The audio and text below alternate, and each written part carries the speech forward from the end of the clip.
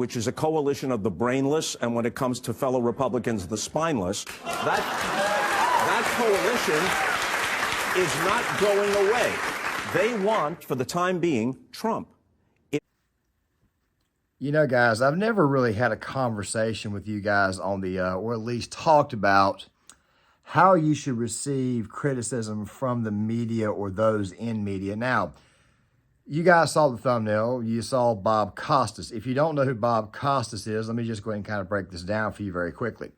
And no, this video right here is primarily not about Bill Maher. It just had to be that he was on Bill Maher's show when he said what he said, which I'll play for you guys in full here in a second because there's actually 2 clips that were used. But here's the thing. Bob Costas is a sports commentator, very famous sports commentator. He's received awards. He's also not only received awards for commentating on sports, but the way he commentates is almost like he's telling a story while actually doing the game itself. Some of these highlights, by the way, include the 1995 World Series. I remember that one because my team won, the Braves. I was only 10 years old. And of course, he commentated during the 97 World Series, the 99 World Series. He worked for NBC for a very long time. However, because of social media, and don't worry, I'll talk more about this towards the end, especially given the fact that we've got NBA players who are lashing out, but I'm going to kind of lump that in, but not only NBA players, but also NFL players too, which reminds me that tonight's the Super Bowl, meaning this video coming out on Monday was done today on Sunday, but of course we'll be talking about that as well. The thing is this right here. He's a sports commentator. So what was it that he said this weekend on Bill Maher's show that got a lot of people, let's just say, taken aback? Well, before I play that for you guys, I want you guys to know this right now.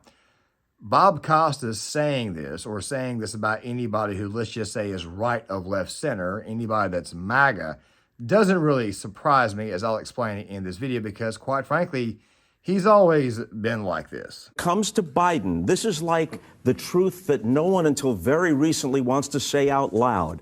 But my friends will tell you I've been saying it for 4 years. This is Emperor's New Clothes stuff. Joe Biden should have run on a firm promise that he would be a one-term president. The only reason he is president is that he's not Donald Trump. Then the Dems could have gotten a lot of people up in the bullpen, and they could have sorted through those people. If Biden's hubris is such that he doesn't understand the best interest of his party and, more important, his country, then he has tomorrow, there wouldn't be a bunch of Democratic voters going, oh, please, please stop. Your friend Gavin Newsom, who's a very, charismatic and dynamic guy, but he's being disingenuous when he makes an articulate case for Biden and then says, I just don't understand why this hasn't landed. Yes, you do, Gavin, because Biden can't utter one sentence of the 5 perfect paragraphs you just put together. He not only can he not make the case for himself, he cannot prosecute in the court of public opinion the case against Trump. And what needs to happen here isn't a narrow victory, which is the best Biden can hope for. Trump and what he represents must be repudiated. Not conservatism or republicanism. MAGA must be repudiated. And Biden ain't the man for that job. Well, look, if you vote Republican, if you vote for Donald Trump, if you, like I said before, if you suddenly have a take that's right of left center or even right of far left nowadays, guess what? You're going to be called a cultist. That's just the way that it is.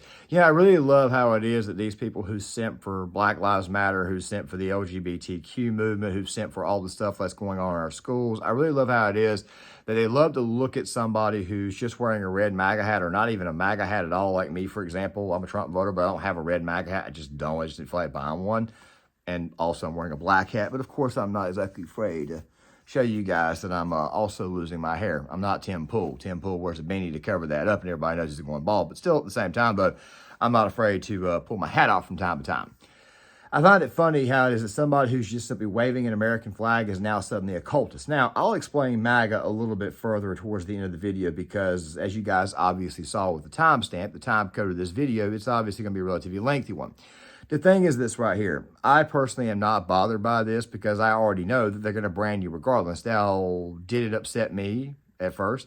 Yeah, it upset me to a large degree at first, but after a while, you just kind of get used to it, and I'll kind of explain towards the end of it how it was that I kind of got used to this. But let's get back to Bob Costas' past.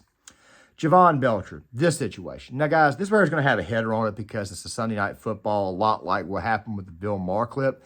Because of the fact that it is subject to copyright, I need to leave a header over it. But make sure you guys pay attention because this right here is what he said moments after hearing about this tragedy. That most mindless of sports cliches was heard yet again. Something like this really puts it all in perspective. Well, if so, that sort of perspective has a very short shelf life, since we will inevitably hear about the perspective we have supposedly again regained the next time ugly reality intrudes upon our games. Please, those who need tragedies to continually recalibrate their sense of proportion about sports would seem to have little hope of ever truly achieving perspective. You want some actual perspective on this? Well, a bit of it comes from the Kansas City-based writer Jason Whitlock, with whom I do not always agree, but who today said it so well that we may as well just quote or paraphrase from the end of his article. Our current gun culture, Whitlock wrote, ensures that more and more domestic disputes will end in the ultimate tragedy, and that more convenience store confrontations over loud music coming from a car will leave more teenage boys bloodied and dead. Handguns do not enhance our safety. They exacerbate our flaws, tempt us to escalate arguments, and bait us into embracing confrontation rather than avoiding it. In the coming days, Javon Belcher's actions and their possible connection to football will be analyzed. Who knows? But here, wrote Jason Whitlock, is what I believe. If Javon Belcher didn't possess a gun, he and Cassandra Perkins would both be alive. This right here is not the time to have this conversation. This right here is not the time to talk about this. Yes, we understand that a tragedy happened, but how about this right here, Bob? How about keep your personal thoughts, which, by the way, turn out to not even be your own personal thoughts because you're a plagiarist. Why not just keep that crap to yourself? We don't need a lecture. We're trying to watch a football game, and you bringing up guns or gun culture or whatever, it's just taking away from the experience of the average fan. It's also taking away from the experience of those at home who are even trying to mourn. You see, when you bring this tragedy up and start going to gun control, you're not allowing people to breathe. You're not allowing people to mourn. I'm pretty sure that Javon Belcher's family needed time to actually, cry, think things out. I don't think that they needed a gun control lecture, but of course, this right here is what the neoliberal left does. They love to go ahead and attach themselves to the emotions that you may be feeling, and they love to capitalize on tragedy. Also, something else to go along with. Of course, he would eventually get called out for this. He would have to go to CNN. And at that time, when Reliable Sources was actually, let's just say, hosted by somebody who was actually worth a damn, that right there being Howard Kurtz, long before the potato Brian Stelter came along. Let me go ahead and take you guys back. It was just a few weeks ago that Bob Costas delivered a commentary on Sunday Night Football that sparked a debate echoing far beyond the world of sports. The game was held one day after Kansas City Chiefs linebacker Javon Belcher fatally shot himself and his girlfriend. You want some actual perspective on this? Well, a bit of it comes from the Kansas City-based writer Jason Whitlock, with whom I do not always agree, but who today said it so well that we may as well just quote or paraphrase from the end of his article. Our current gun culture, Whitlock wrote, ensures that more and more domestic disputes will end in the ultimate tragedy.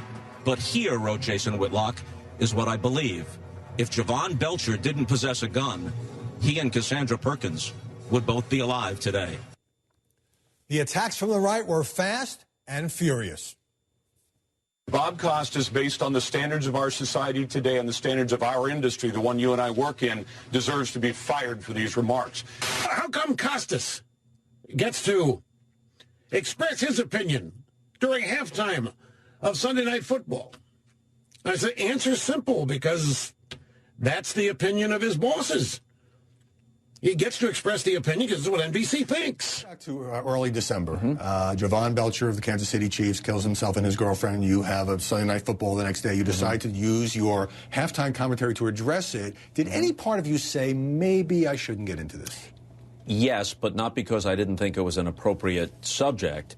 Had it involved, no matter how great the tragedy, had it been Aurora or Newtown, and had not involved the NFL or an NFL player, then it would not have been appropriate. But this was an entirely appropriate topic for a football broadcast to a large audience. Every other NFL show, the entire weekend, because it happened on Saturday, the day before, had discussed it. They just took a different tack than I took. What gave me pause, and in retrospect, what made it flawed, was that I had less time than I usually have. I usually have about two. You only had two. You had a very...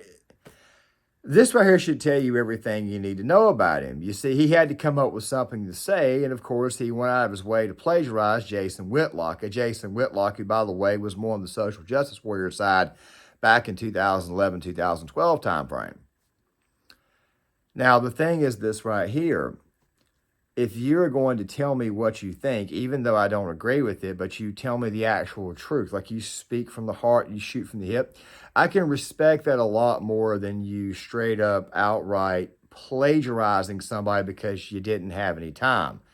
I mean, that doesn't just make you look like a lying scumbag. It also makes you look like you're not exactly what we call original. But then again, though, if you actually go back and you listen to his commentary from the 95, 97, 99 World Series, you can obviously see that this guy has decided to script out lines. He's probably going through it left and right, looking for something to say. When you commentate a baseball game, it kind of needs to be natural. By the way, I do want to go ahead and clarify something else, too.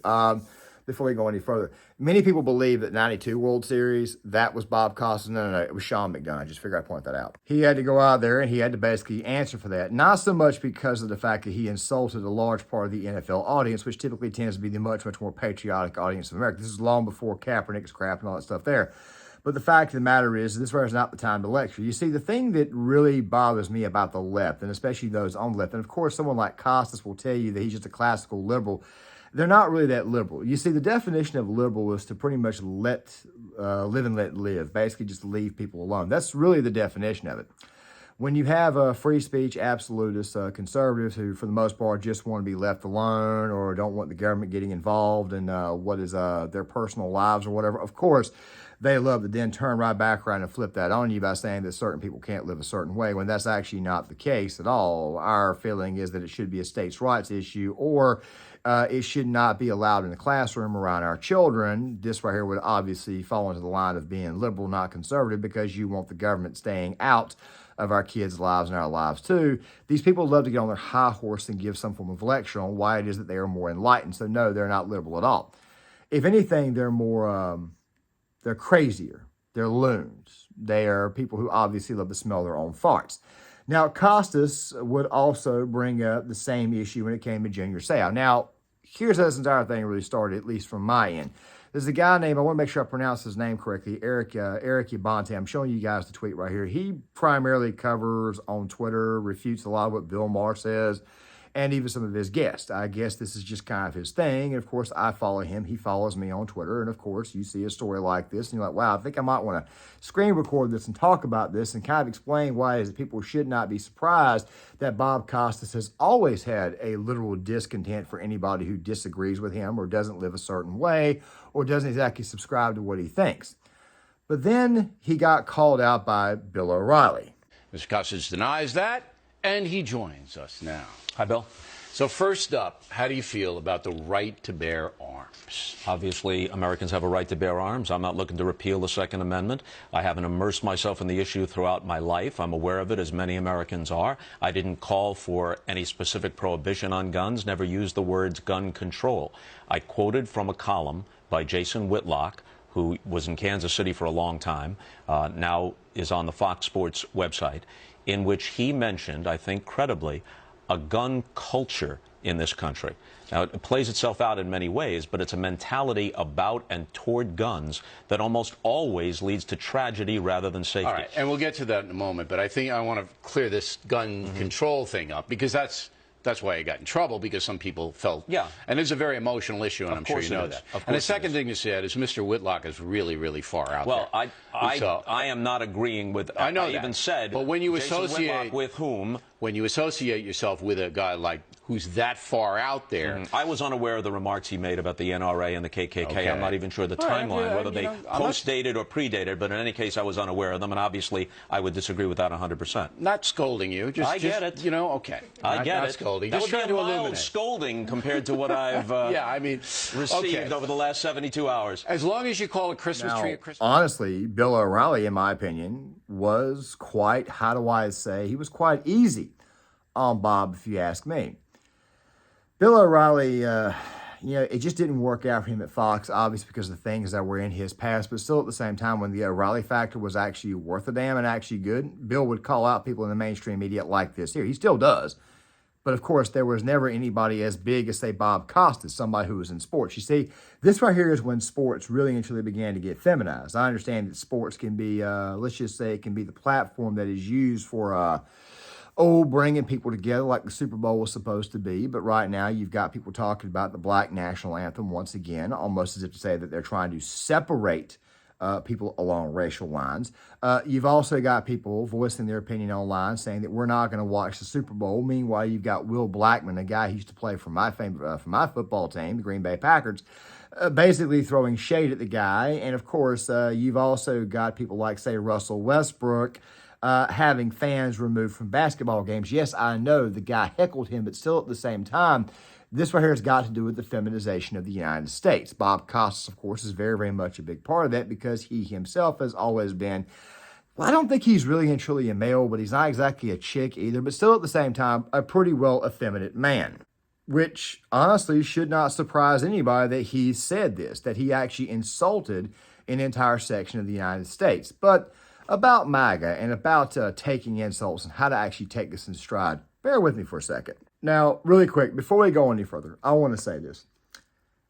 Bob Costas said what he said on Sunday Night Football. And of course, I'm saying this after Howard Kurtz, or at least the small segment you saw there. It was not an original thought. You see, Bob Costas actually copied this take from another sports writer. That sports writer is Jason Whitlock. And this writer, of course, was back before Jason Whitlock actually got reformed. Or let's just say this was back when Jason Whitlock was a bit of a social justice warrior, and he was saying that anybody who carried a gun or anybody who was a member of the NRA was basically the KKK. Yes, Jason Whitlock used to be that bad.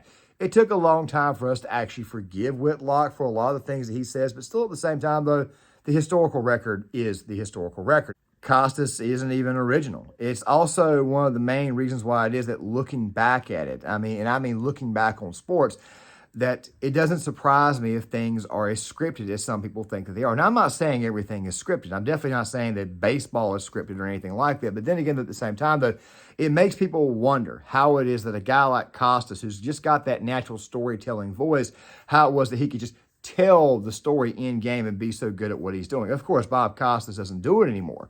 But as you guys obviously know, social media is one hell of a drug. It makes people think that they, quite frankly, are all powerful. It makes them think that they can say whatever and do whatever and get the hell away with whatever the hell they want. Makes you almost wonder if social media was a good thing or a bad thing. The reason why I say maybe a bad thing, because obviously people go crazy with it, but still at the same time, it's a good thing because it gives people the platform to be able to refute the stupidness and the craziness that these people spout. Fact of the matter is that Bob Costas saying this right here, saying what he says about an entire base of the United States does not surprise me, does not surprise anybody. It's also the same guy who, for whatever reason, chose to go hard on Vince McMahon. I would show you guys that clip, but of course, Vince McMahon's dealing with his own thing, which I decided to punt the video on. I may do it in retrospect, but still the thing is this right here. The thing about the situation involving Bob Costas, especially when you go back and you look at Vince McMahon, look at the situation that he had recently where he decided he wanted to re-quote Jason Whitlock, was that Costas has always been antagonistic to a certain degree. Maybe it's because he was so bland during the 95 World Series. Maybe it's because he was so bland when he commentated on anything baseball related, anything sports related, that he suddenly decided to be a little bit edgier. Actually antagonize people, push their boundaries. Maybe that's what he's doing here. Still at the same time, though, it should not surprise anybody that Bob Costas had such a dumb, stupid, and such an insulting take. Here's the thing about insults. Now, guys, let me tell you guys a very, very quick story. I am in my late 30s. I'm getting old, and as most of you guys know, John Claymore, which, by the way, I rechanged it to Claymore for search purposes. The thing is this right here, I don't have a problem giving you guys personal stories as long as it's just me, like just me talking to you. Okay, don't mind just telling you guys. When I was a little kid, I was kind of soft, very soft. Like you could just say something to me and quite frankly, I would damn near whine and cry. And then when I became a teenager, I began to get a little bit tough. As a matter of fact, I got a little bit too tough. Got a little bit hard, thought I was a Billy Badass, going through some very, very rough stuff as a kid, which, by the way, my rough stuff was nowhere near as rough as the stuff that kids in the Bronx or kids in Chicago deal with. My life was relatively sheltered as a child growing up. So you probably think that, well, maybe if somebody insults my lifestyle or insults the fact that I've got a nice little twang in my voice, and maybe the fact that I'm from the South, and maybe the fact that I'm a Marine, which, by the way, makes people automatically assume that I'm just some idiot jarhead, even though I dropped out of high school when I was 16, went to a vocational school, joined the Marines, did my 2 tours, and then came back, got 1 college degree, got a law enforcement certification, then got another one, which tells you people that obviously I am clearly educated. Well, wait, when I say you people, I'm talking about the people who disagree with me, not the people who are with me. The thing is this right here. After a while, you learn to get hard. You see, you learn to get tough. You learn to realize that there are certain things that can be said that, quite frankly, don't hurt you, don't bother you. Of course, it does bother me when somebody speaks this way of my family or friends, but when it comes to me, I really don't care anymore. The United States Marine Corps fixed a lot of that because they force you to sit there and take the abuse. They force you to sit there and take the criticism. After a while, you learn to just let it roll right off of you. So when Bob Costas says something about conservatives or MAGA or whatever, it really doesn't bother me because I already know that these people, quite frankly, once you actually get them outside the television screen or once you get them off camera or once you actually see them in the street and you find out how coddled they are, you find out that these people are really just bowls of jelly, just empty vessels, nothing really there.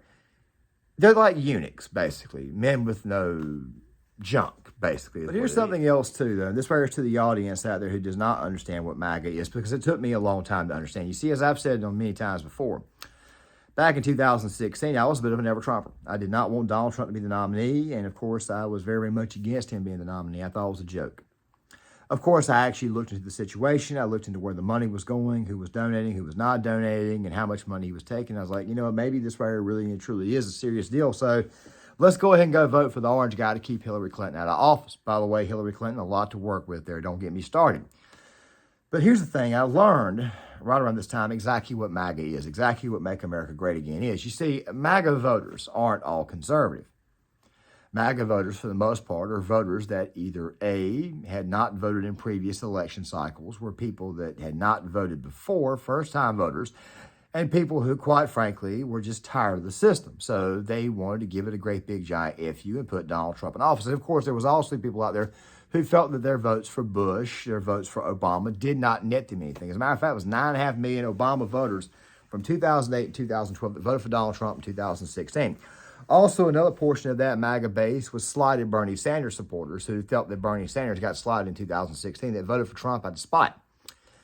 Basically, what it is a hodgepodge of people who just want things to get gotten done. That's basically what the hell it is. So I resent the notion that MAGA is just a cult of people that don't know anything or classless or stupid. As a matter of fact, when Donald Trump came into existence, at least on the political level, more and more people began to get involved in politics, and as a result of this, they stayed engaged with politics. They actually know what it is that they want. And granted, of course, there's still some work to be done. Of course, I've still obviously got some work to do on myself, meaning I still have things to learn because life, quite frankly, is a learning experience. You learn something brand new every day. MAGA has gotten itself, let's just say, there are people who have gotten more in touch and more in tune with the current environment. They don't like to see the money that the federal government uses, our tax dollars, being sent to fight in wars that, quite frankly, make no sense. And by the way, I'm not somebody who's anti-war. I'm also somebody who's not anti-NATO. We just want our money to be used a little bit more efficiently, not so stupidly. We would also like to stop giving out so much money to our enemies, people who, quite frankly, hate us. It's just people who want that. There are people who want the price of gas down. By the way, Bob Costas is a multimillionaire. Well, maybe not anymore. Nobody really calls him up for anything. He probably got paid a bunch of money just to show up to Bill Maher, but the bunch of money he got paid is probably significantly less than what someone, say, like Ben Shapiro would have gotten paid. Fact of the matter is that the people who make up MAGA are people who don't like the elitist class. They never have been. They're just the good old-fashioned working-class people, Union Democrats who suddenly became Republicans because the Republican Party under Donald Trump changed to a more working-class party. It's people who, quite frankly, have decided to finally get involved in politics when they probably should have done it before. It also includes evangelicals who go to church, Bible-believing Christians. It's a hodgepodge of different voters. It makes up pretty much everything. Black people are coming over. Hispanics are coming over. It's people who, quite frankly, are just fed up with the current system. The same system that, by the way, made someone like Bob Costas relevant to begin with, or somebody like Bill Maher relevant to begin with. You use free speech as a platform to divide the nation. I am looking to use free speech as a platform to voice my concerns and hopefully get people to unite behind me to fix the situation. And that right there, for the most part, is what MAGA is. I remember back in 2010, I remember how it was that they completely blasted Tea Party Republicans. And I, by the way, was in on it too. I thought they were far-right loons at first. Then I got to know them and found out they weren't far-right at all. They were people who weren't that engaged politically. They were just tired of seeing our money being used so wastefully under the Obama administration. Once Obamacare came out, next thing these people showed up. For the most part, they were mostly fiscal conservatives. They didn't really care about what the hell was going on outside. Of course, they care now. But the fact of the matter is it was mostly Tea Party voters, paleo-conservatives, people who were part of the original Pat Buchanan coalition. That right there is what it is. And by the way, it also includes a lot of former Democrats. That right there is the truth about MAGA. So to discount them and tell them all that they're a bunch of cultists and that Trump's got to go, stuff like that, we really don't get that upset by this. What we get upset by is we get upset by the fact that you have so much discontent for the American people. So, by the way, and I want to say this before I end the video, I don't know if you guys noticed or not, but Bill Maher's crowd cheering the way they did when he said what it is that he said. And don't worry, there's more from that episode that quite frankly could be mentioned. But the fact that Bill Maher's crowd cheered when he said that should tell you everything you need to know about smug California Hollywood liberals. And with that right there being said, guys, I'm going to go ahead and halt this video now. Please leave a comment in the comment section. I would love to hear what you guys have got to say. Please tell me what you think. Tell me where you think I got wrong at. Please tell me what you think about Costas, Maher, whoever. Tell me what you think about me. I'm a big boy. I can take it. Please hit the like button, subscribe, share the video. Also, please hit the notifications bell so that way you guys are notified when my videos come out. And to the radical left, infected social justice warriors, piss off.